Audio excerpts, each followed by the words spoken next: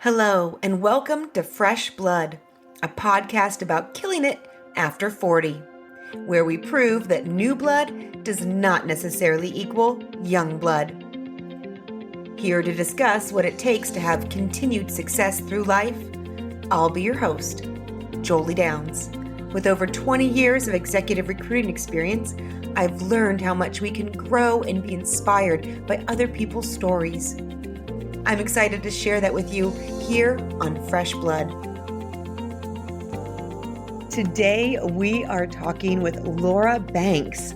Laura is an actress, best-selling author, and astrologer. You may know her as Khan's navigator in Star Trek II: The Wrath of Khan. She went from acting to improvisation comedy and stand-up into humorous writing with Simon and Schuster. Through it all, she's been an astrologer, helping people find their true gifts through personal readings and through her Stargal Network, which is a collection of professional astrologers. Laura, I'm really excited to learn more. Thank you for joining us on Fresh Blood. Could you tell us a little bit more about your story and getting to where you are today? I had a lot to overcome. I really came from a very dysfunctional family growing up. And how so? Well, every aspect, wherever there's gifts, there's curses. My mother was incredibly artistic. She was the astrologer. She taught me how to work with the planets. 6 years old, I'm learning about Aries, Taurus, Gemini, Cancer.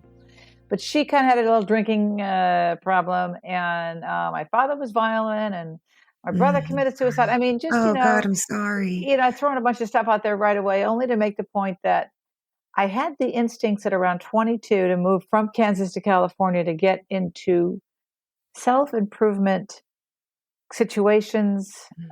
Terry Cole Whitaker was the first woman I discovered in San Diego, and I was in her throng of folks where she was teaching a message that kind of had a religious overtone, but mostly had a just like, we can get this done overtone. And I didn't look back. I was S training in 1978, and what is S training? S was with Werner Erhard, and it was just at that time real cutting edge group experience, releasing of shadow, and went on to Landmark Education, which is to this day one of the largest educative bodies of work in the country. So, and then all the good stuff that came after that, which is we'll talk about, really came from that early decision I made. And you can make this decision at any point in your life to get help and to find your group and to don't be a lone wolf about it. Yes. Yeah, you knew something had to change. And so you made that change for yourself. You found what you needed. I had to. Where I got that instinct from, I don't know. Maybe, I'm a Aries with a lot of Leo and a lot of fire, and I'm a go-getter and a cardinal sign. And so that personality would want to burn through. There are other personalities that would burn through it in different ways, like a Pisces who's more of a poet or a romantic would maybe create works of fiction and beauty to work through. So as an astrologer, I will say each one works through their karma in different ways. So interesting. And learning all of that at a young age, has this really impacted your life at every stage, kind of making decisions based on your knowledge of astrology? No, not necessarily all my decisions. And I was away from astrology for a while, always learning and growing and studying charts on my own and privately, but not in practice. Most decisions I were made were an act of survival. And either it felt we good, all can relate. Yeah, it either felt good or I was going to die if I didn't. Kind of like that, It's like I run on my instincts, full throttle till I hit a wall, then I turn around and hit the other wall, and then I chill for a while, and then I get up. And now I don't hit walls like I used to. That's a gift. Yeah, the hitting the wall days are kind of over for the most part. So now tell me, you moved to California and you put yourself in the self-development and you find this training, you start learning all of these different things. Where did you go from there? What happened? Well, so that was 1979. I'm 39. How I did all this, I don't know. And I discovered the Comedy Store in La Jolla California, and fell in love with the act of comedy writing, stand-up comedy, anything to do with comedy. Oh my gosh, I felt like I walked into the comedy store and I was home. Did you start comedy in your 40s? I started comedy in my 20s Oh, and in your and 20s. and Okay. failed miserably and gave it up and came back. I love You that. know, yeah. I met Whoopi Goldberg in 1979, and we formed an improv comedy troupe. Oh, We had a troupe fantastic. called Spontaneous Combustion, and she was on welfare stamps at the time with Alexandria. And years later, she would tell me that she was at Star Trek II, The Wrath of Khan, and I came on the screen, and Alexandria, her daughter, said, Mommy, isn't that the girl you did improv comedy with? And Whoopi later told me, she said, I was the first famous person she knew, which was kind of cool. That And is she went cool. on to do Star Trek, which I thought was even cooler. Yeah, it is. So, blew through a really difficult, dysfunctional situation where I was sort of the parent to the mother growing up and managed the burial of my brother. And, I'm so often sorry. the most gifted are the most tortured, right? He was a Yeah. first chair violinist and a guitar player and just a gorgeous soul.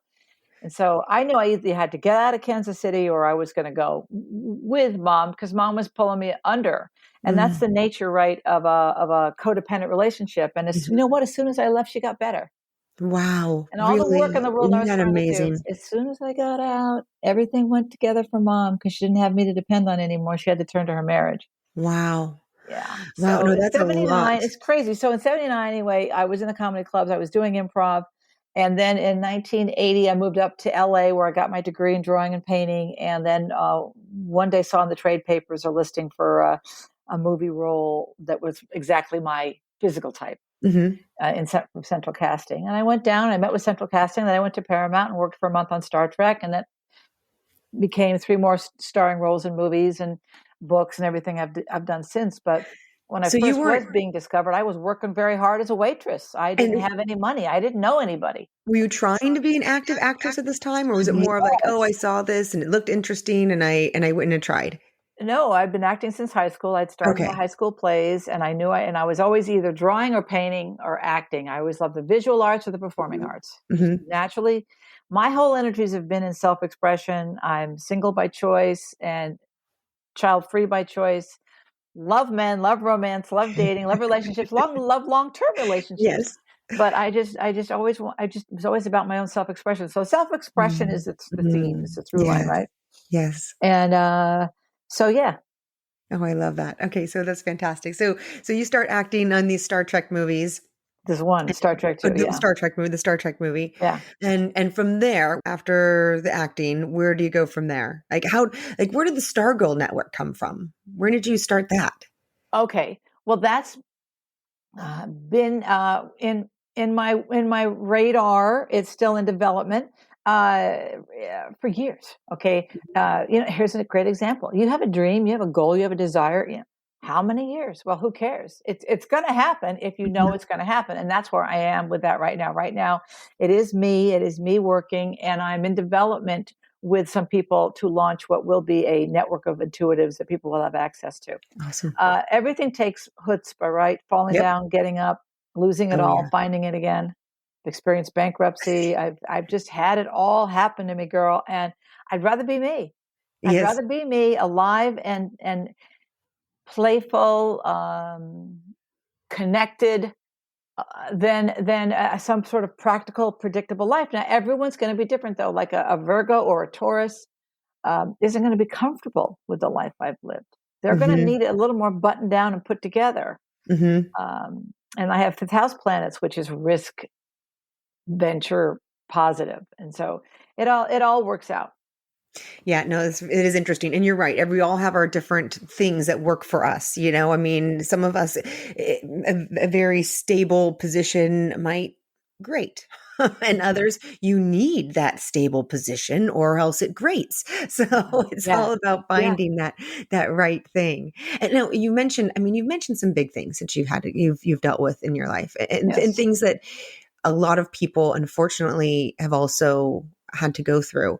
How have you gone through your worst times? How have you pushed through those struggles? Friends, Mhm. Yeah. family wasn't much support. I have a small family, and we were scattered. And uh, workshops, continued growth and development. So important. Landmark education, they just go by the name Landmark now, is the largest educative body in the world. Hmm. And I will have to say, I can point to a lot of my success from what I learned about Landmark. And it's real important that we bookmark here what that is. And in a nutshell, what that is we as human beings have a series of experiences that shape us. When you were 5 or 10 years old, someone maybe threw you in a pile of leaves and buried you on a beautiful fall crisp day. And they thought that was so cute and funny and laughing. And you were traumatized. And that Yeah. trauma stayed with you for life. Or you were molested. It can be little or big. So how we let those experiences live in our body and run us will be determining if you're going to be continuing to repeat the same experiences like a gerbil and a wheel over and over again, or you're going to say that's what happened. Like in the world of water is wet, rocks are hard. That's just what happened. And now you've got your past, present, future separated. Right now you have the domain of past, present, and future. In the study of ontology, which is the study of being human, they talk about the past, present, future. So most people, they know their past, right? Right, Yeah. Jolie? And they're not living in the present. Most of us, where do you think we are? We're living either in the past or the future, tense or anxious or. We're almost always in the past, because here's why. Because without pushing, shoving, teaching, educating yourself, going to an uncomfortable place with either a therapist, a partner, a workshop, a book, repeated affirmations or something, your past is always going to be here in your future. And your future will look like your past. Absolutely. Hmm. It's safe. I know what happens if I keep doing this over and over again. The enemy is what I don't know. So we Right. keep repeating that thing, and the little streams of consciousness in our brain that are embedded in there will keep firing off the same things, as the brain is the trickster, not your Hmm. friend, Yes. until we go, oh, wait a minute, that's the past, and I can choose to get rid of the past.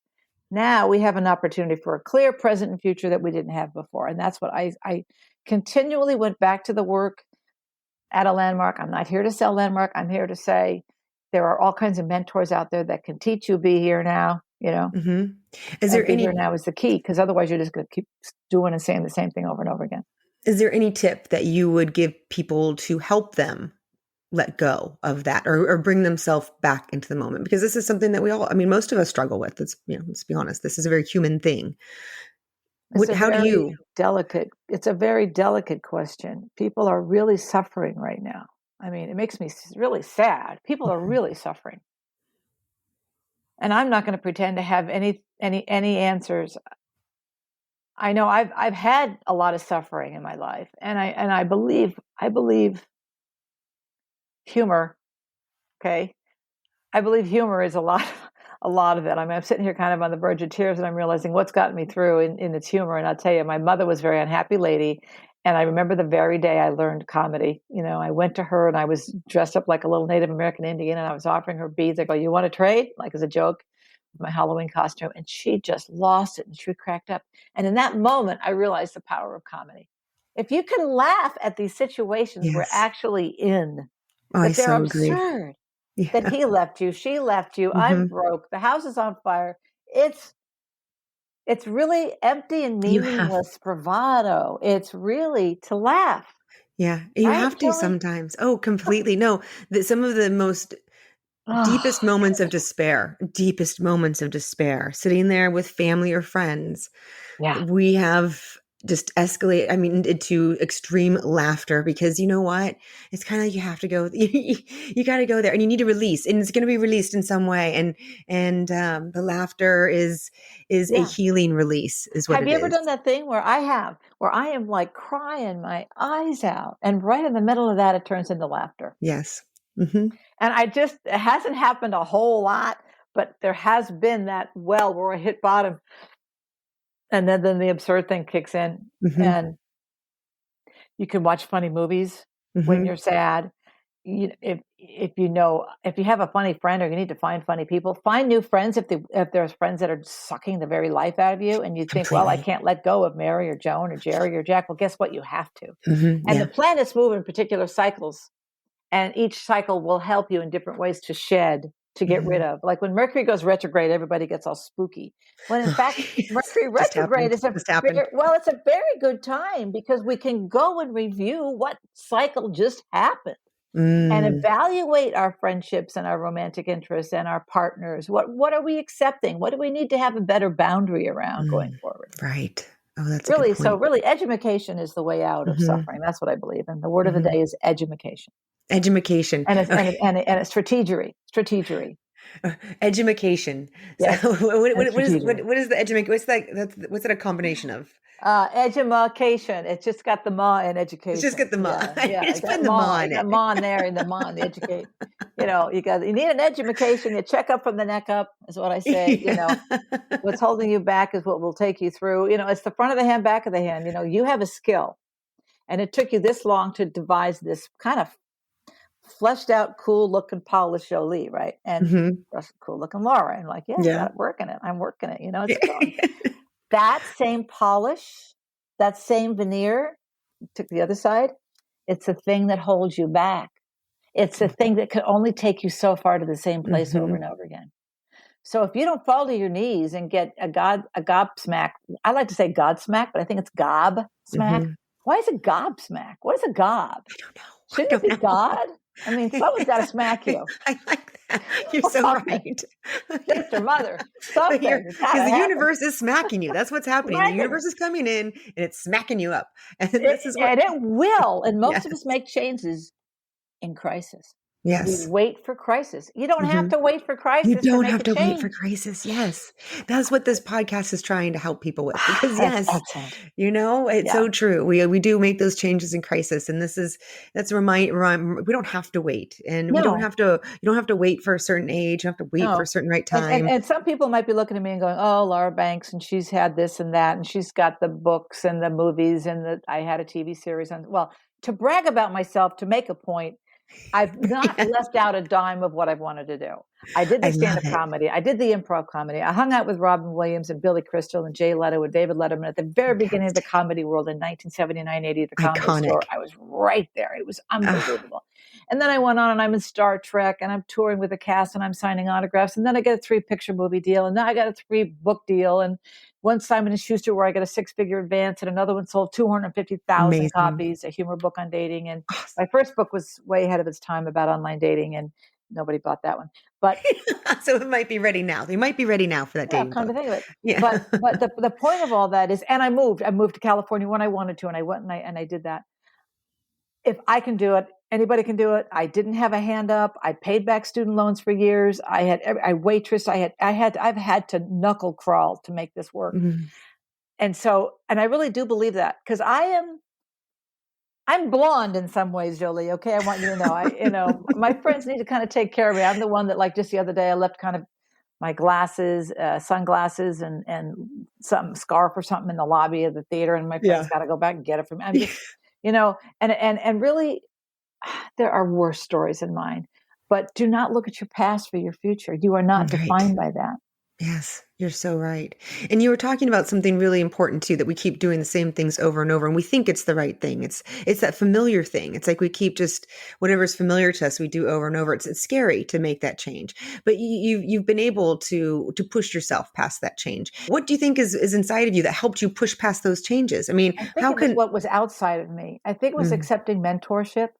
oh, I think I just made a movie. I worked 2 weeks on a film down here in Florida, in Leesburg, Florida, with Sean Young from hmm, Blade Runner. Do you remember hmm, her? yeah. Yeah, I was her stand-in, and we got close. And that woman has gone to the walls. She has fought for everything she has. And you think, oh, Sean Young, movie star. And she's made over 50 films since Blade Runner. She's not disappeared. Yeah. And she had an industry turn on her. She was one of the very early women to come out and blow a whistle on Weinstein Mm, and on many of the mm. others, Ridley Scott, James Woods. And I said, the first minute I met her, I said, it is an honor to meet you.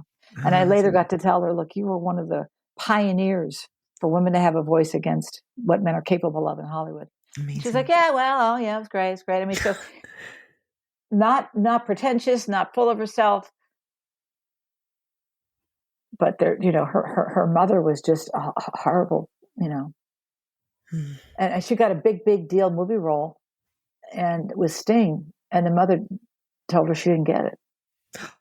Oh my gosh. Oh, Yeah. that's Yeah, horrible. and on, and but and she's and so it's so easy, right? Compare, despair, you know, Yeah. Hmm.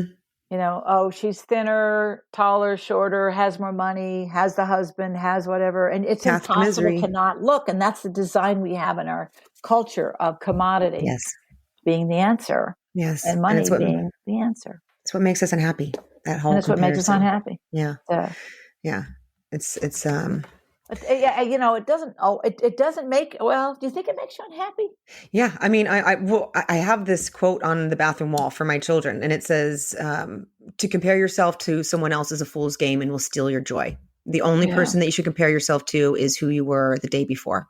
And I 100% believe that, because anytime I start feeling unhappy or unsatisfied, it's because I'm comparing myself to someone and I'm thinking, oh, I should be there, I should be that. It's the should, but if I just bring it right back to myself and just look at my life and where I am and compare myself to who I was a week ago, a month ago, a year ago, incredible, fantastic. And the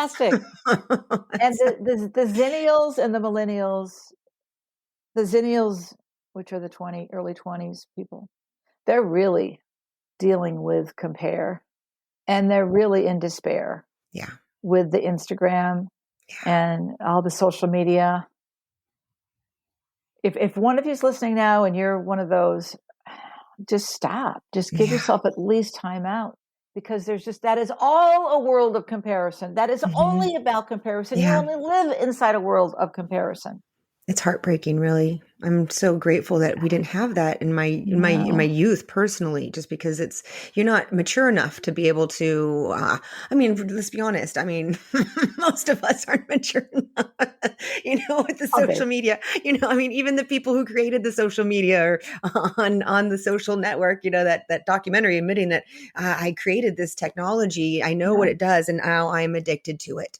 So, our brain, they know how to use our brains and bend it Yeah. to these ways. So we have to consciously make the decision and force ourselves away from it, really.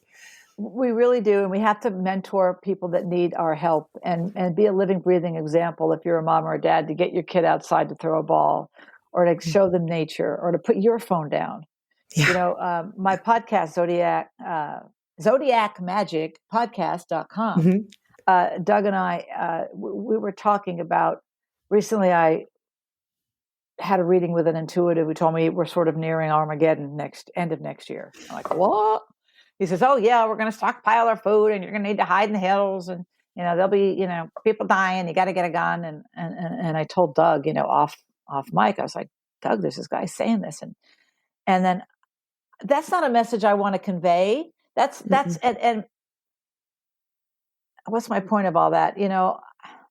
It feels like that sometime with everything going on and with this news cycle that doesn't quit, that we really are at the end of days. Hmm. But we're not. We're not. We're not. If you look at history, we're not. No, we're going to keep going. Mhm. And those naysayers, you got to tune them out, turn it off, and take breaks. Take breaks from who you are all the time, who you are, who you've manifested to survive. What your racket, like a racket is what they call it too. It's like, Mhm. what's your racket? Oh, Mhm. I'm smart, funny, personable, charming. Great. And how's that working for you? Oh gosh, well, maybe people don't know me as well as they could. Maybe I hide out from people that way. Maybe I make really good grades all the time, so no one has to see the suffering I'm under. Like, I was extracurricular up the yin yang in college, high school, just like Mhm. super achiever, Yeah. just to make you too. But now you probably didn't have a dysfunctional childhood. Something tells me. No, was not faced with the challenges that you were faced with. No. Yeah. And again, it can be little things. It's not that anyone needs to prove a point that theirs is harder than another. Like I said, you could be thrown in a bucket of leaves and have a trauma that haunts you the rest of your life. That's why it's your obligation to do some looking under the hood, the way you get your car tuned every few months. Why wouldn't you Mhm. get a tune up in your head to go, all right, what's really driving me? Wow, True I story. really am still mad about that last year when my sister Julie showed up and didn't have a pie. It's like, what? Where is that coming from? Yeah, what is happening? No, these are very important questions. They Well, we're really, really designed as human are. beings to see the negative. We are Mhm. designed to see the negative Yeah. historically to Yeah. survive. Yeah. This is biochemical. This is Yeah. anthropology. So the rewiring it takes, some may call cultish, some may call, I wouldn't want to be hypnotized like I was today, or I wouldn't want to be a course that makes me try all this stuff totally different than what I've already figured out, because what I've already figured out is working. And as Dr. Phil would say, really? How is it really working for you? Because It in is most working. cases, we are carrying around, like on stage in some of these courses, the trainer would be dragging a chair around, how you doing today, Mark? Oh, I'm fine. There's a chair following you. Oh, really? Am I dragging a chair? The old expression where, you got a monster on your face. You're like, this big thing, and it's like, you can't get it off. Right. And you're going over to people that Yeah. go, hi. And you think people don't see this when they see this thing on your Yeah. face. And so we can't really hide who we are. And there just comes a day where you got to go, all right, this is me vulnerable. This is me. Then you find your true friends. Then you find your calling in life. Because I'm sure you have had to overcome a lot of obstacles to get this far with your show. Oh, yeah. And with who you are in every stage of your life, I'm sure. No, I mean, exactly what you're talking about there. And just that moment where you take it off and you say, okay, and you become vulnerable. It's like a deep breath. It's like, even just listening to you say that, I can feel that deep breath that happens in that moment when you're able to do that. Yeah. It's that's where it's art something lives. that we all need to be. That's where expression lives. That's when you're going to pick up that pen and journal every day like your life depends on it. What a great thing. I'll tell you one thing that got me through all of this is I've been journaling my whole life. And that journal now, I just read the other day actually why that works. I didn't even care why it worked, because all I knew was like, that is my best friend. When you have a thought, I can't afford to pay my mortgage this month, and you write it down and all the stuff that it feels like and what's going on in kind of stream of consciousness. Scientifically, I guess, when it's over there, you have separation from it. And when you have separation from it, you have a more of a perspective on it. You knew that? See, I just didn't know really that. Did you know that? Oh, I didn't know that. I mean, that's to hear it. Like for me, I saw this comic, and to me, it completely said everything in this comic. And it was this comic of a person who's all red, everything's red, and he's sitting there and there's a book in front of him and he starts to write. And the next picture, it's like a little bit of green here, and then the next picture is writing more, and then the green's here. And by the time that he's done writing, he's all green and the book is red. So, I mean, basically what you just said is the verbal definition of what this comic said to me when I saw it. And it was just a visceral, like, yes, that's what happens. It's an empty vessel. It's a tabula rasa. It's to only access what's next, you have to be at ground zero of yourself, which is an assumption that everything, it's not like you throw away everything you've learned to date. Like, for example, feather boas are fun. And so I'm going to put my feather boa on. They are fun. It just spices things up. A feather boa. It does. It's a celebration of life and love and the pursuit of. And that's blocking my microphone like I was on a TV set. There we go. I have no idea what I was saying. And that's part of the fun too, right? Yeah, that's okay. That's okay. Well, I'm curious. Tell me this. What is your personal definition of success? And based on that, what do you think is key to having continued success throughout life? From my incarnation in this lifetime with Aries sun, which is all about self and identity and self-expression. My way out has been self-expression. But whenever you have a way out, there's a sacrifice of another truth or desire. And I kind of think you can have it all. I kind of think you can have it all, but you do sacrifice, because I have done the books and moving to California and the stand-up and the improv and the TV shows and sketch comedy and everything that I just have loved. I didn't marry. I didn't have kids. That's certainly a sacrifice. Couldn't be other than who I was. So you know inherently what it is for you, and I know we can't talk for everyone else, but I'll tell you, yes, it is self-expression, journaling, and just taking care of yourself, having a sense of keeping your house in order, keeping your house clean, eating the right foods, getting enough exercise, quitting when it's time to quit. And what I mean by that is I was in a 35-year relationship with someone who died in 2017, a very brilliant doctor who I worked with and developed a nutritional supplement line with and private practice. Thank you. And I'm still recovering. I'm in my third year of being down here in Florida playing water volleyball. I call it my water volleyball coma, but I'm actually coming out finally. I'm coming out. I'm It working on takes my fourth time. book. Yeah. If you need a timeout, take Yeah. it. Yeah, you do. Reinvention convention. Mhm. Mhm. You don't have to come out the same person. I don't She think it's remembered who she possible. was and everything changed. That's one of my Mhm. favorite quotes. Oh, yeah. I love that. Yes. Oh, I feel that. Yeah, no, and it takes time. And it is like the reemergence. That's what it feels like when you go through something like that and it starts to you process it. It is a reemergence. And Yeah. it's Will you give up your perspective on your husband and why your relationship isn't working mhm. for a day? Try it on for a minute and then go to 5 minutes, and maybe you'll see your side of it. Uh, will you forgive? Mm. Forgiveness is everything. Powerful, Forgiveness is isn't it? everything. Isn't it? My father does not deserve the care he's getting from me right now at 97, other than, of course, you care for your parent. Mhm. He doesn't deserve it. And we had a whole forgiveness thing happen about 10 years ago. What happened? He took a workshop.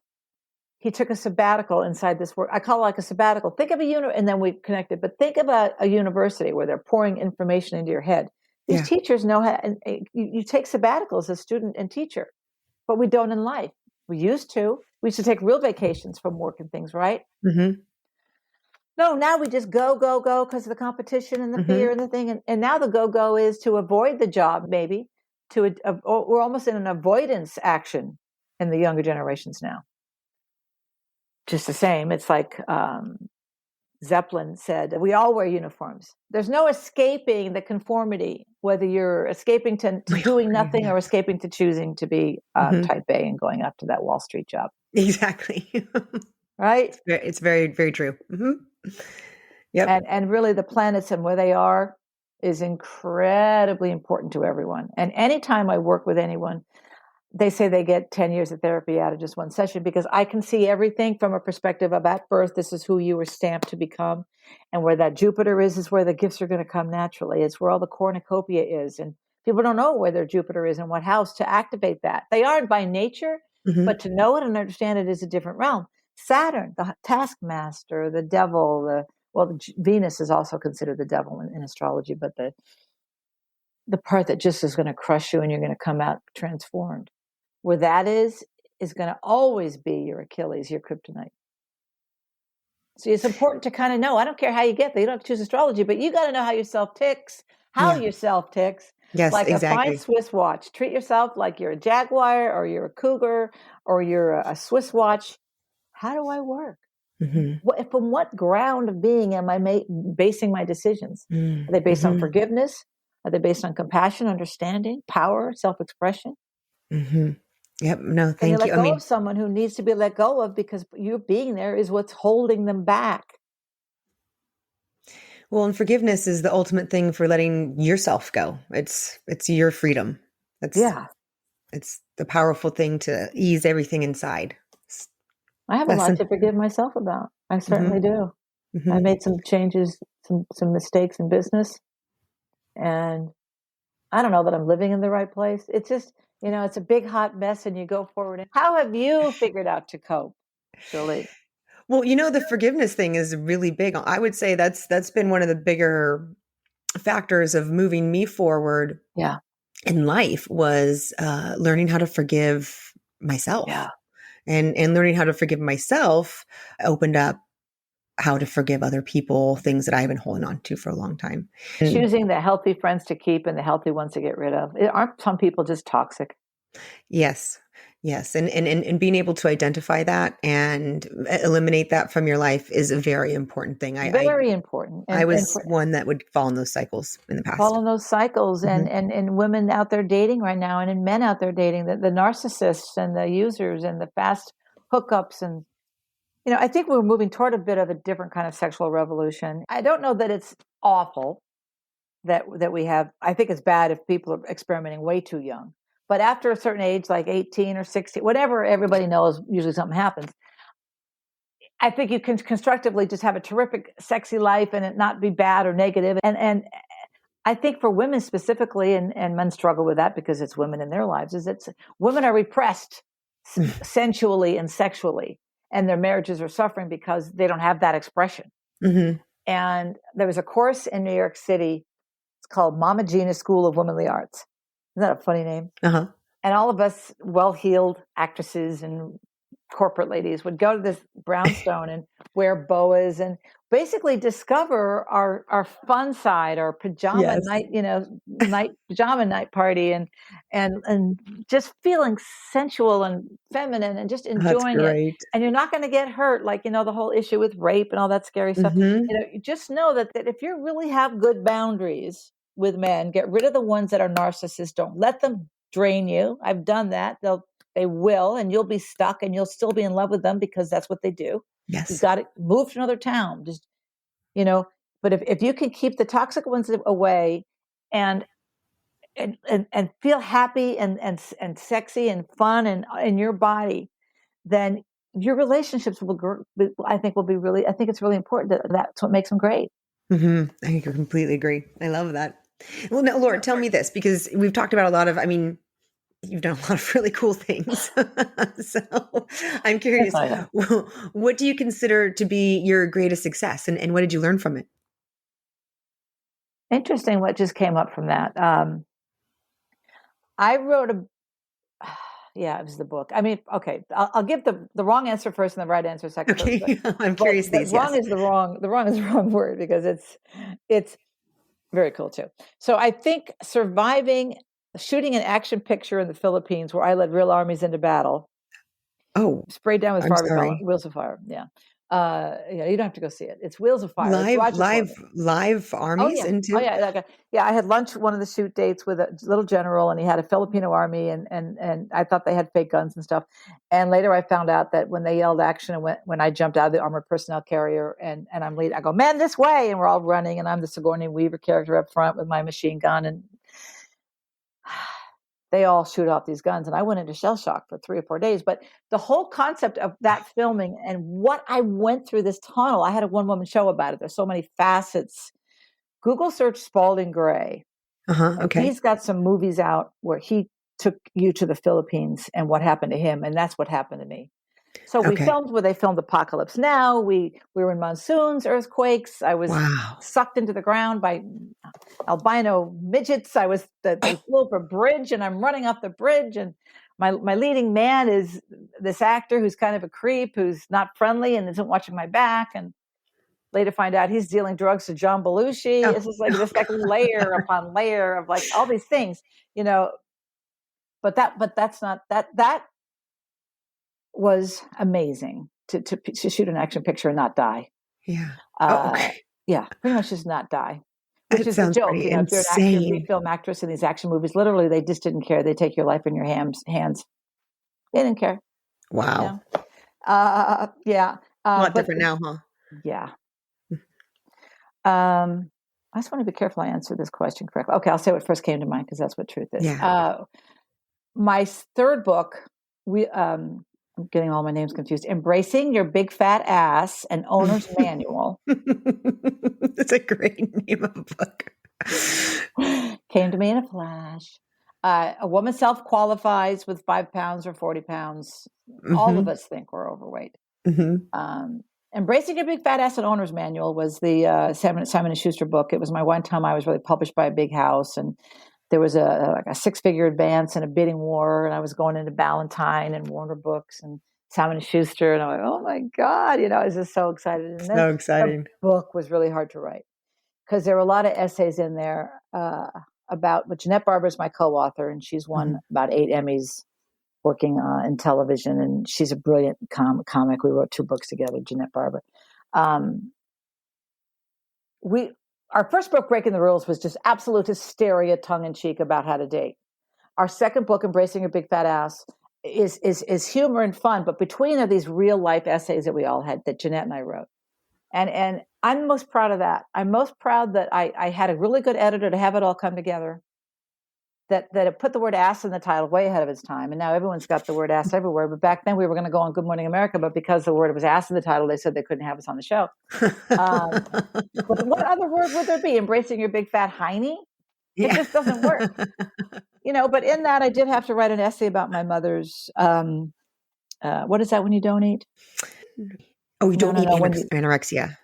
Right. So my mother was that, and I didn't know it. And she was that in her 40s. This isn't just a young person's disease. And that particular essay was how watching my mother and her relationship with food, food on a fork and its contents, as I would say. I carried 30 pounds of excess weight. Up to now, I've just took it off because I have a digestive issue. I really drove myself to illness. And now I'm the weight my mother wanted me. I'm just having a moment right now. When I said that to you, I didn't even put that together. And she used to joke, "Oh, I finally stopped drinking, Laura, because I got sick when I drank and I made me stop drinking. And I'm so glad I had this disease." Well, that makes me think that is kind of what I did, isn't it? Wow. But Isn't that powerful? I'm proud. I'm proud of my work in that book. I talk about a man that came on strong, and he was the one. And he was going to be the love of my life, and he was just a complete fake. And all the times I've been fooled by men who fooled me because they wanted something, they wanted sex. And that's so important to get to know people. And look, I don't care. You want sex? You want to go to a nudist resort? I go. You want polyamory? Are you heteroflexible? Are you whatever the new gadget widget words are? You're in charge. Don't let anybody tell you when and how and what you're going to do. You can embrace any kind of, and to the moon and back, your sensuality, but don't do what you don't want to do. And don't stay with who you don't want to stay. Right. You're in charge. And that's the bottom line. That's all you need to And remember. many women have lost their sexuality because they've had to be in charge so hard to get where they are. They buttoned it down. They had that job. They raised a single child. They're managing their households. They got money concerns. They've got health concerns. They got baby kid concerns. Where is there in that a chance to be absolutely leisurely appreciating every minute of your life? 100%. What do you, it's you just can't do that. Go have fun. Go play. Like, what's the solution there? The solution there. Go have fun right there. That's the solution. Out into the sandbox. Yes. Find that really hysterically funny girlfriend and go to a local amusement park. Yes. 100%. Put on your boa. Yes. Put your boa on and go out into the cold. You are so right. Now, wait. Now, Laura, have you ever been in that position though? Have you ever felt stuck in life? Absolutely. Yeah. Now, what do you do what have you done that works successfully? Question. You're very good at this. I love these questions, and they're hard. We're not talking about all my wins and stuff, although I will insert here that I'm coming out in a movie next year. Oh, okay. Well, let us know. Yeah. 2 movies. No Vacancy is next year, and that's with Sean Young, and that's a true story. Remind me what I was just going to say, though. It was really important. You'll have no idea because I didn't tell you. Yeah. We're gonna miss that point. Have fun, go play, and make movies. So No Vacancy comes out next year. I have a small role in that as a politician's wife, but I primarily was Sean Young's stand-in. That comes out next year, and it's a true story. It's going to be on Pure Vision, which are those Christian networks, which are becoming real big now. It's a true story of a church, First Baptist Church, that bought a motel to house the homeless. Oh, cool. And what they were up against to make that happen. It was a really good story. That's wow. No, that sounds interesting. I know. So that comes out. I'm out in a book next year, too, on the making of Star Trek II. I got interviewed by 2 Illinois professors about a month ago because it's the 40th anniversary of Star Trek II. So everybody wants me now to talk at them. But we talked about the making of Star Trek II. That comes out. I don't know what the name of it's going to be, but Paramount Publishers. Now, I did not know Paramount had a publishing wing. I didn't either. But so that's Paramount Pictures because I made the movie at Paramount, worked there for a month. And 1982, a documentary that's being edited as we speak. I'm in it. Ron Howard's in it. Leonard Maltin's in it. Kevin Smith's in it. Sean Young's in it because of me. And it's out of the movies that came out in 1982 and how amazing they were. Oh, cool. Star Trek II, Poltergeist, E.T., Gandhi. I mean, it's like, that's cool. Crazy cool. Yeah, so they're doing a documentary on that, and that's going to be at all the film festivals in 2022. Awesome. Now that'll be interesting. Yeah. So the thing that I'd ask that gets me going when I get stuck. Yeah, like what successfully has gotten you out of being stuck?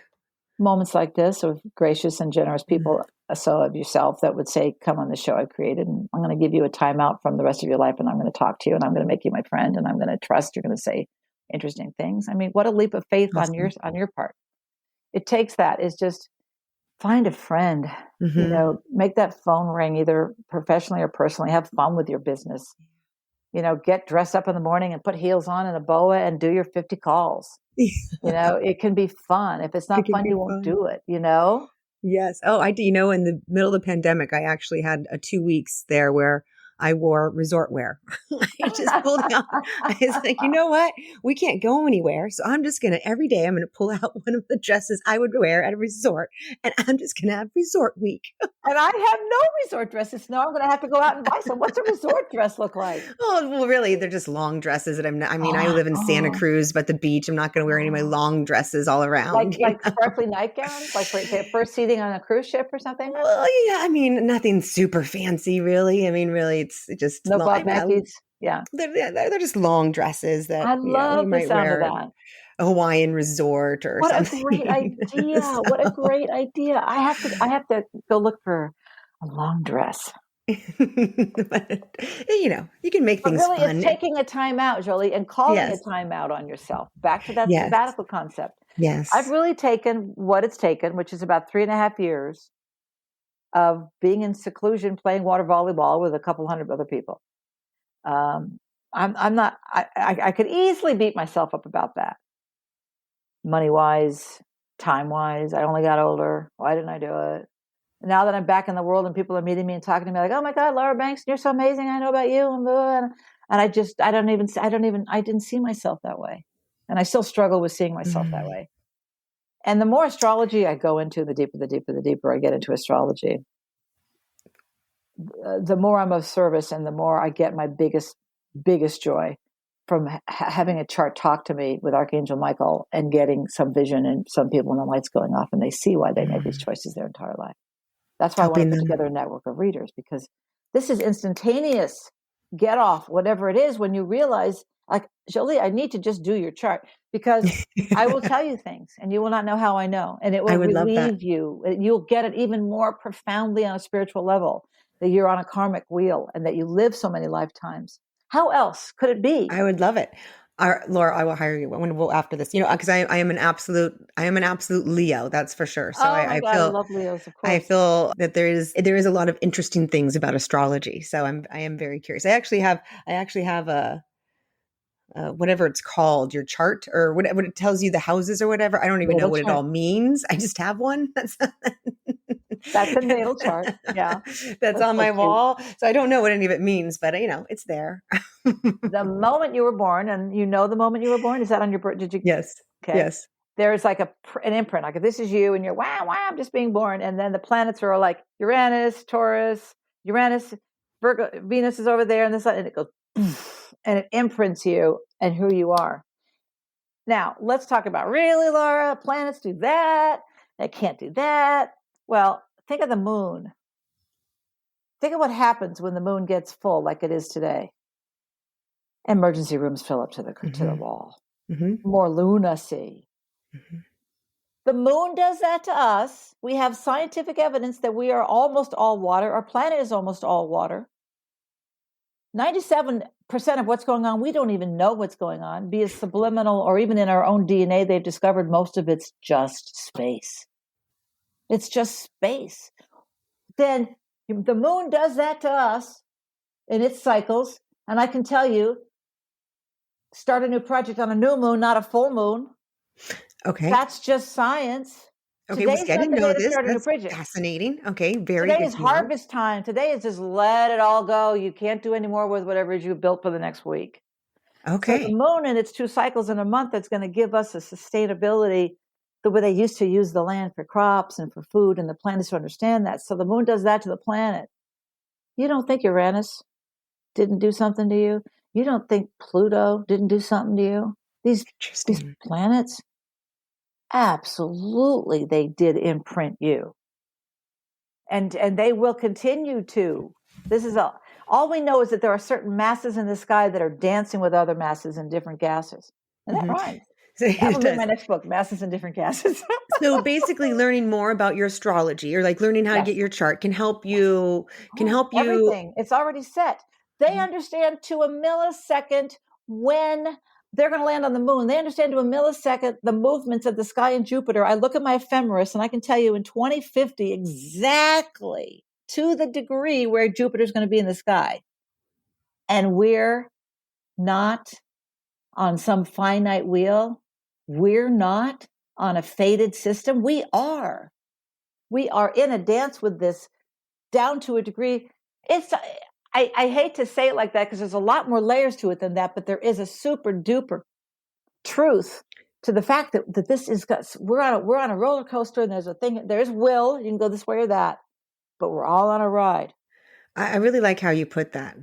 You said that we're on a dance with this, and I found that really powerful because that just jived with kind of our role in this I mean, we're in a dance with the universe. It's a give and take. It is a back and forth. It's the karma. Leo is the sign. You would say that because Leo is a sign of amusement, pleasure. It's the sign of dance, art, sing, laugh. You're naturally drawn to the arts. A Virgo hearing that, a Virgo hearing that would say, be practical and understand it. Understanding is more Sagittarius. Virgo would just say, let's build it. Now that's Capricorn. A Virgo would say, I think, because it's ruled by Mercury partially. Mm-hmm. So they're thinking their way through to pleasure. They don't have to change who they are, right? You and I would dance because I got a lot of Leo and a lot of fire. It's important to know your garden, to know your secret garden. I heard this great thing on a speaker. She once said, invite people into your garden. Like, you've got a problem and you need to figure it out. And we don't want to bother our friends, and we don't want to go to anybody. God forbid they find out that I didn't know how to put that spiral notebook back together, Right. Oh, we do this. You go to somebody and you know that they love you and they're not going to judge you. Oh, that's look, so I can't good. figure this out. Invite them into your garden. And this speaker told me, let others tend your garden. That's good. I know. I can't own to that point, and unfortunately, I don't know the name of the lady who taught me. But thank you for sharing. Yes, no, it's a point that you've shared along. So. It is. It's for everyone to hear. And mentoring. Who can you find in your life if you're 15, 20, 25 years old, or 75? Who's doing what you want to do? Then be with that person. Study that person. Like I had Alan Pressman, who's written 19 books and 5 textbooks, and was the voice of nutrition and health in New York City, and treated everybody from Leonard Bernstein to Lauren Bacall to Michael Tilson Thomas, the whole cast of Saturday Night Live. He was a celebrity doctor. And I watched him how he loved life on some big giant stage in New York City. And it was just every Broadway show, he was the doctor. But more importantly, I saw him in self-expression. And if you don't have someone showing you that, it's hard to develop the courage. So if it takes a lot, what is the chosen profession that it's at 16 or 70, 80, you've always wanted to do? Well, then go find someone who's doing it and just mentor them. Mentoring is super easy way to get through stuff, don't you think? Oh, completely. Well, and finding someone to help you, it just makes all the difference. I mean, they can just elevate you to this next level when you just open yourself up to a little bit of help. And in that moment, Jolie, you're forgiving yourself. Which takes us back to the beginning. You know what? It's okay. I don't know how that widget works. I'm going to call Jan. Yeah. Yes. I'm going to look stupid. I'm going to be vulnerable. It's okay. And they'll even be horrible back. They'll be like, you don't know how to do that digit. Like, really? You need me? Well, it makes them feel good. And why does someone respond that way to us? Like, really? You don't know how to do that? That's their own dislike of themselves. That's a shadow piece that they're seeing on me that they're not accepting in themselves. That, I would never be that vulnerable to ask a guy out. I would never be rejected. I will never be that vulnerable to tell you that I'm in a really screwed up marriage. Oh, that's interesting. But if you're in a screwed up marriage, right there, you need to get out. Oh, yes, you do. And start studying narcissism on the internet every chance you can. It's a big problem out there. Unfortunately. And men too. I have a friend here. He's a dancer. He's the best guy dancer I've ever seen. Kind of had a crush on him, and it's not going to work out. He's a little bit younger than me. Anyway, why am I talking about his Nothing name is wrong Bob with that, Dancer, Laura. Bob the Dancer. Yeah. What? Bob the Why didn't even Dancer. tell you about it now? Bob the Dancer. Oh my God. Yeah, Bob the Dancer. Yeah. Well, Well, let me ask you so we this, were just Laura. on a sad point then. Yes, please shoot. I'm like, well, I'm curious because yeah. I'm like Jimmy Fallon on being interviewed by Stephen Colbert, and we're interviewing each other. Yes, go ahead. Well, this is tell me. Off left field. Off left field. Yes, I'm curious if there's because you've written your own books, and you're, you obviously are very interested in what's going to help us and serve us in this world, and so I'm just curious what has impacted you. If there's been a book that you've read. Let's just stop right there. So I'm a comedian, right? I'm a stand-up. Mm-hmm. I got a little edge, and I got a lot of honesty, and I got authenticity. If I don't have authenticity, there's nothing. I honestly don't do this from a place of service is the first thing. I do it, and this is where you could just flip this and get this. My mentality is I come from a place of pleasure. And if it feels good, I know it's feeling good to the other person. Mm-hmm. I stay in that place of, and I have worked at things that were unpleasurable. Like I've registered a lot of people in the landmark and helped a lot of people get distinctions. And I've helped people with nutrition. And after 9/11, I'm a 9/11 victim. Actually, I was down there, and I helped people get reimbursed for FEMA. Thousands of people. I built the company. That wasn't fun. That wasn't fun. Next to a funeral parlor that body parts were coming in every day wrapped in an American flag. No. Probably part of why I have a digestive issue, because I breathed in that stuff for 2 weeks. Yeah. Going on forward from there. Not that you don't have to go through what I call a piercing in a chart. It's that moment in a chart where it's like, all right, this person, they're going through the gauntlet with their self-image, paternal relationship, sister, sibling, child. Mm-hmm. Everyone's got that piercing. And that World Trade Center certainly was a piercing for me. And you come out the other side, and of course, comics are known for being kind of miserable people, but we're really not. I mean, certainly we access misery on a very deep level with language and our behavior back to pop culture and things we say from a stage usually, which I so love. Comedians tell the truth, and comedians are the way out because there's less censoring there, like George Carlin, Yeah. It's important, don't you think, Jolie, for people to find something that lights them up, whether it's stand-up or improv or a special 100%. Book. Absolutely. It's a must. It's an art form, Yes. Even if you throw, paint all over your boyfriend and turn them different colors, You got to light the spark. You have to. You've got to have a spark. Yes. Yes. I can't imagine what that must have been like. Going through that, I'm curious how that's impacted your life, as in, after having to go through that and reflect on it through these years, what was the takeaway for you that you learned from this experience? Because it's pretty. Well, it's interesting that I led armies into battle, right, in a movie. Yeah. And I was in a war zone, and now I am a victim of a war zone. Yeah. My health is certainly forefront in there, wondering if my current physical challenges have any relationship to it. And I'm certainly taking care of that legally to find out just recently. And so it's forefront in my mind. Who was really injured in that? Who was physically harmed? Who lost so many people? Who are, every day is a day of suffering because they've lost who they loved in World Trade. That comes to mind. The resilience of New York City. The resilience of my favorite town in the whole wide world, that town. It's gorgeous down there now. Have you seen the memorial and the shops that have opened up? And it's on the water and the World Trade. You got this Statue of Liberty going on. It is gorgeous. Gorgeous to go to New York City. Go, go, go. And that's what happened after World Trade Center. They said, fine, we went through this. And this is really the most important point I could make possibly today, which is something horrible happens. Like my father probably is going to die in about the next 6 months. He's 97 and a half. I mean, yeah, it's hard. It's really hard. World War II veteran. You're on food stamps. You lost the person you adore. You're a victim of World Trade Center. You're living with a narcissist. You have writer's block, and money counts on you figuring out how to start writing. All right, grasp it, hold it, feel that situation, hate it, cry at it, yell at it, get it, get it, get it. And the only other thing you have to do is to let it go when you're done. You do not have to continue to replay that. Your brain only needs that lesson once to not get screwed that same way again. But what we do as humanity is we hold on to the hurts because we're afraid if we put it down, we're going to be frightened and vulnerable. And if I hold on to being mad at Esther, if I hold on to being mad,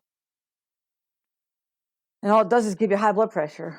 Yeah, it's well, someone, I can't remember how it was put. They said it's like only suffer one arrow. You know, great. when you get that hurt, that's the first arrow. Yes. But if you just hold on That's to the it, piercing, the first arrow. I have to write that down. I didn't even know that was a saying. Yeah, so keep going. And yeah, but I mean, if you just keep beating yourself up about it and you keep, ruminating and feed that anger, feed it, it's just you now are just shooting yourself with these more arrows and suffering from more arrow blows. And so I don't know what the saying goes, but that was I don't know. That's just something that stuck with me, just only take one arrow, only suffer the first arrow, only suffer from the first arrow. It could also be, it could be applied to worrying too, I mean, you worrying about this. My belief system in astrology is very strongly reincarnation, and I've had a lot of psychic experiences. So I've been so many places in the life and time. No, we come back lifetime after lifetime to get it right or to not. So to that note, only take one arrow. I am just recently got a reading. I'm on my final lifetime, and I've been back 27 times. This is what I just learned. Oh, wow. And So I'm going to your final reincarnation. And I was like, what was this guy who told me this? I'm like, well, exactly. What goes on when you're not here? He goes, oh, you're just in bliss all the time. You're totally different energy form. You're in communication with everybody and anybody that ever mattered all the time. And you have a giant network of relationships that exist in the universe from all your lifetimes. And you're in this network of relationship as energy. This is what people say who've passed over. Have you heard that before? Oh, I've read lots of books about people who've passed away and had those, I would say, near-death experiences, but they've actually died and come back. And these accountings are all the same. It's very, very interesting. And it's funny. I've died 3 times in 3 different movies.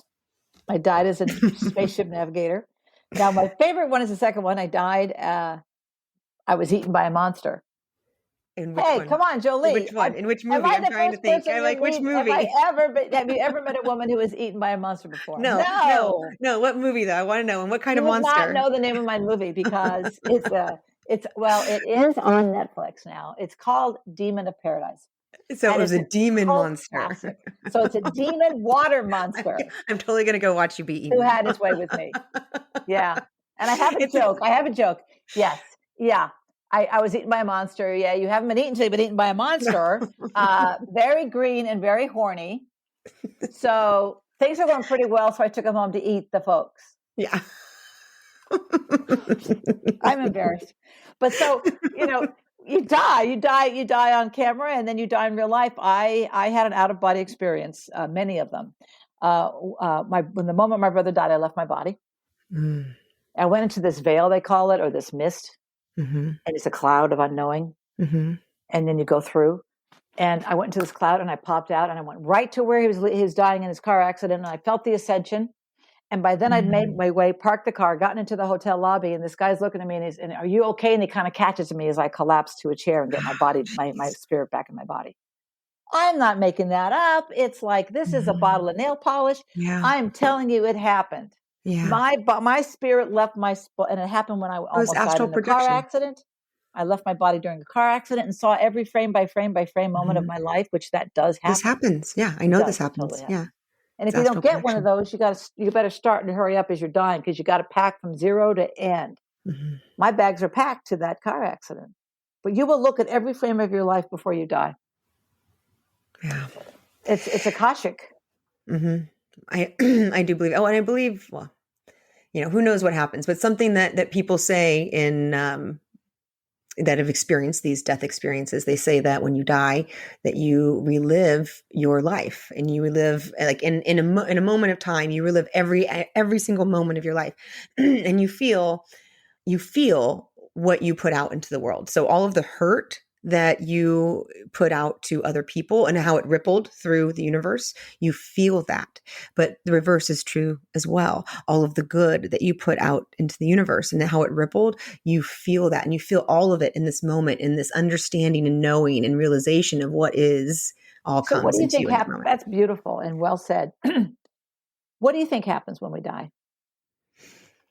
I think that what you described, I think that this moment happens. I think this is something that we go through. I think it brings us to that understanding, that all knowing. It's that process that kind of brings you into that moment, if you will.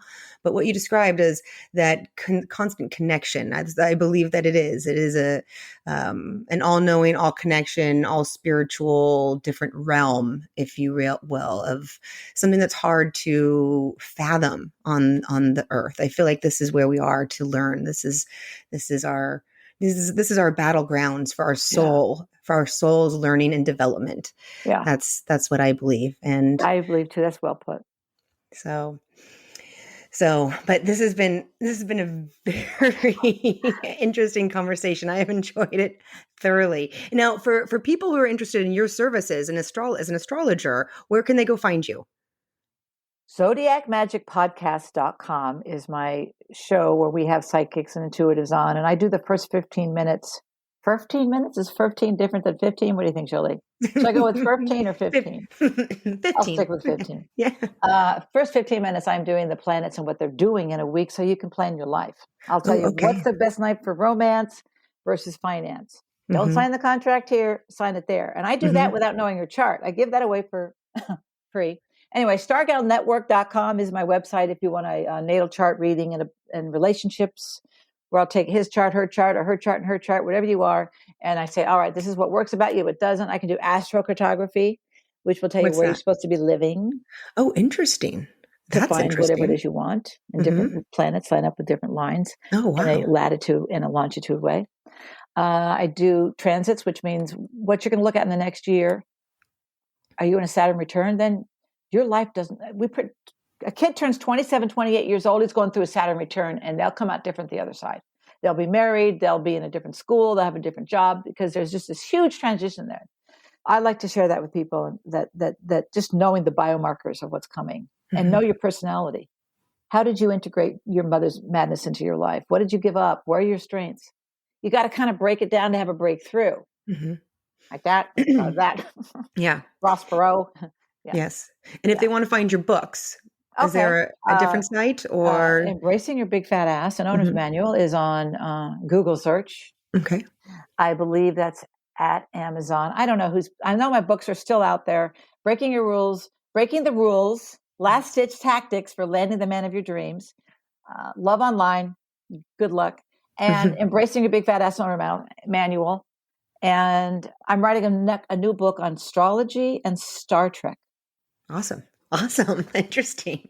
Well, we'll have links too in the show notes for your books and for your website so people can find you. And I'm good at parties. You have a bar mitzvah, I'll come Ooh, over. interesting. We'll That'd be laugh a little. interesting. Yeah. Can I bring my dog? Yeah. Yeah, we'll all be So friends. I'd love that. Except maybe not No. you in the corner over there. I don't know who you are. Yes. So final question before we go, Laura. Yes. What are you sure of in life? that if I'm not laughing, it isn't worth it. Good one. Humor is always the way to go. Yeah, that's it. Yeah. That's Thank it. you so much, Laura. I really appreciate your time. This has been wonderful. Really, really, really great on my end too. Thanks so much for the chance. I had so much fun talking with Laura. I appreciated her sharing the difficulties she faced growing up with a mom who grappled with drinking and anorexia, a father who wrestled with violent tendencies, and she eventually lost her brother to suicide. Laura grew up in a situation where she needed to parent her own parents. She found herself stuck in a toxic environment with hurting and struggling people who were bringing her down with them. Laura did the smartest thing that she could do. She removed herself from the toxic environment. She took it upon herself to be proactive about change, and she found help. She knew something needed to shift, but she didn't know how. And she really had no one else who could potentially help her. So she went out and found that help herself. And anyone can do this. So many of us perhaps don't have the family members or the friends that we can turn to, but there are so many resources available and so many people ready to help. If you are struggling, ask yourself, who can I ask for help? It is smart, it is wise to ask for help.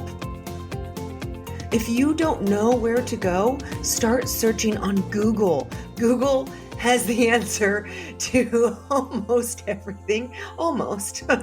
But find some organizations, find some meetups that will meet your needs. There are so many different resources available. Find the ones that work for you. Find the group that speaks to you, and then jump in. Ask for that help.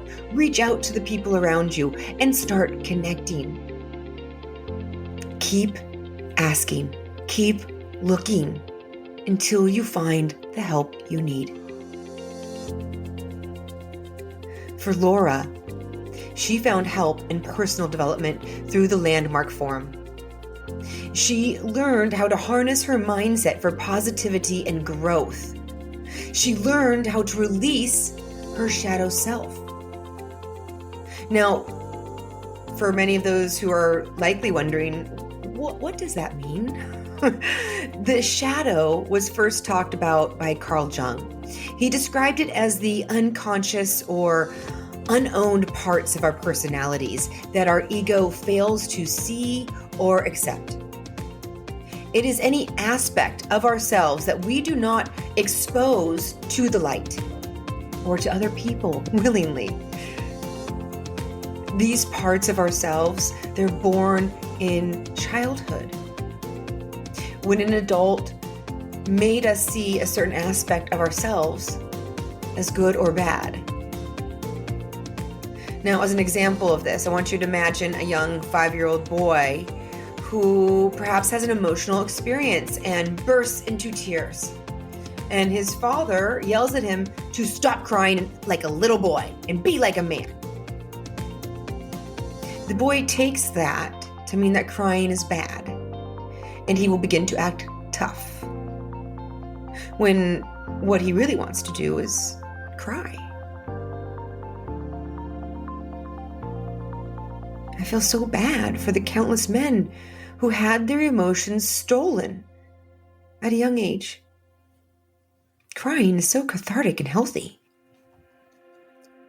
The common flip side of this coin is the little girl who gets angry and is told to stop being bad, which causes little girl to equate anger with being bad. And all of a sudden, you have an adult woman who's unable to express her emotions and has a slow burn of anger just boiling under the surface, and a passive-aggressive expression causing a lot of issues in her life. I feel so bad for the countless women who had their emotions stolen at a young age. Expressing your angry emotions, it is cathartic and healthy. Now that you've learned a little bit about the shadow self, try to bring a little awareness into your own life and uncover your own shadow. Look at the story that created that and have empathy for your younger self. Be kind to yourself as you bring forth your own awareness of the impacts of your childhood and find peace in healing these stories. Laura found her help. She left her toxic situation, and in doing so, she opened her life up to let all of the good flow in. Through this, she learned the most important lesson, that she must be true to herself. In order to live her best life, Laura must live her most authentic life. Everyone is going to be different, and trying to live somebody else's life is a path to misery. You have to be you. You must be you. When you are true to yourself, true to your own forms of self-expression, your own success is found. For Laura, that was found in the form of acting, art, writing, and astrology. And she went on to have a great many successes. She was in movies and TV acting. She was the author of multiple books. She worked as a radio host. She was the co-owner of Targeted Nutritionals. She's a professional astrologer. And she's not done learning and growing. As she shared, if she can do it, so can you. Laura built from a troubled past. She had to find the tools and the community to help her. She put herself through school, she waitressed, she knuckle crawled her way up to where she wanted to be. Do not look at your past to find your future. You are not defined by your past, but you most definitely are the author of your future. You get to decide what you will write. Make sure what you write is based in a positive vision of the future. Now, Laura shared that she had her own mix of struggles along with her successes. And when things have gotten difficult, Laura has taken time to review what happened, evaluate herself, her life, the situation, learn what is needed for a change moving forward, and then she moves forward. As she said, education, learning is the way out of suffering. And humor really does help too. As Laura suggests, call that funny friend and share a laugh. Turn on a good comedy. Humor is an extremely powerful tool to help shift your mood or mindset. If you can find laughter, even in the hardest of times, it will help give your body a reset. It brings you right into the present moment, and it gives your body and your soul a much needed release in one of the healthiest ways possible. Do not be afraid to laugh in your dark times. Take the story of Norman Cousins as an example. Now, Norman was diagnosed with a rare, debilitating illness that the doctors told him there was nothing that could be done. Norman decided to take matters into his own hands, and he prescribed himself with major doses of two things: vitamin C and laughter. He used those two things to heal himself of what was believed to be an unhealable disease. His belief in the laugh cure is well documented in his various books, and laughter has been proven to improve your immune system, relieve pain, and improve your mood. I mean, let's give it a try right now. You can take stock of how you're feeling in this moment. How does your body feel? What are your emotions? And then put a really big smile on your face, like force a brilliant smile, and give a forced chuckle.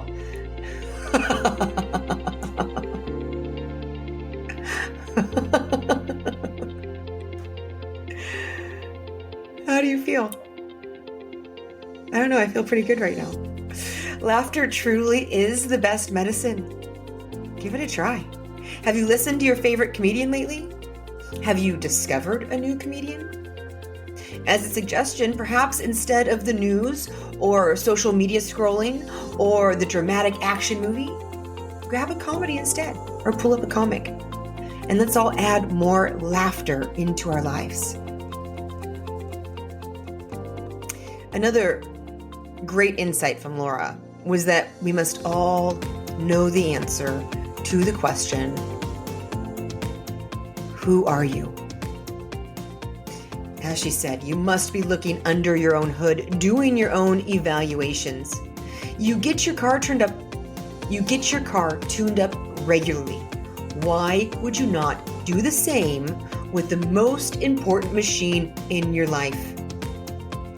Your mind. It is important for you to know how you tick, how you work. From what ground do you base your decisions? How are you making these decisions? Are they coming from self-compassion? Are they coming from power? Are they coming from understanding or self-expression? Uncover your stories, uncover your beliefs and your motivations to better understand who you are. And what about forgiveness? Are you able to give that to yourself as well as to others? Forgiveness is one of the greatest gifts you can give yourself in life. If you want a game changer, practice forgiveness. And I want you to remember, forgiveness is not about releasing justice. It is about releasing the hold that situation or that person has over you. It's about releasing you from the internal chains that continue to cause you pain. When you find forgiveness, you find a lightness in life that cannot be taken away.